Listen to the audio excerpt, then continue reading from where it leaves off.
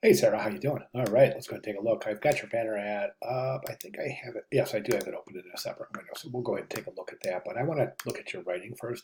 This is really, really good job describing your workflow. Fantastic. Um, I will talk about that masked image as well as the logo. I think I've got a fix figured out for that. I think it'll work out just fine. Good job describing your intent as far as the image use goes. There's got a color palette. Good job. Call to action. This is definitely the biggest challenge. Animating type. Yeah, it's not hard, but it definitely takes a minute to wrap your head around. So good job there. Masked image, pink flower. We'll talk about that.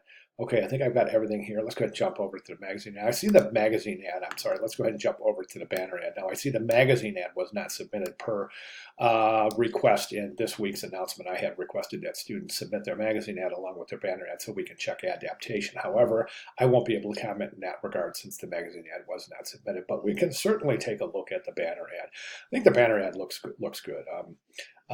Right now, I think that I think everything's looking good. There's one area I think there's a couple of areas I think we can talk about for improvement. So the receive the 2 minute two free 60-minute massage. I think that it's animated well. You're definitely showing that you'll understand how to animate. But my recommendation is to fade it in and fade it out. The reason being is because it's a relaxing vacation, right? You even use the word relaxation, but this isn't a relaxed presentation. It's a little jarring. Excuse me. It pops in and it pops out, and it pops in and it pops out. That's not the most relaxing presentation of type animation. My recommendation is to fade it in, fade it out. Don't ever let it disappear completely. So don't ever let it go to complete transparency. Just reduce the transparency, fade it in, fade it out. Not all the way, fade it back in, fade it out. So it's never out of sight completely. Okay. As far as the address area goes, you don't need this. This is really visually heavy. The URL doesn't need to be in a banner because everyone knows if you click on a banner, it's going to take you to the website anyway. So you really don't need the URL. My recommendation is for the contact just include the location.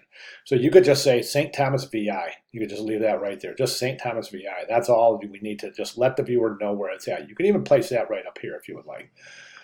As far as this area goes, the flower, yeah, it's a requirement. Now, when it comes down to final student portfolio, if you want to include this piece, you can remove that masked image if you feel it doesn't. But if it doesn't fit, but right now it is required, so it has to stay there. Now, I think we can fix around this little woman walking on. I didn't see her there before, but it is somewhat problematic. My recommendation is to just increase the logo, cover her up. We don't want her there. She's too small.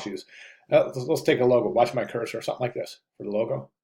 Okay, cover up, and then you can just take that masked image, just move it up a little bit, but place it behind the logo, so it's kind of coming out of the logo like this. You see what I'm saying?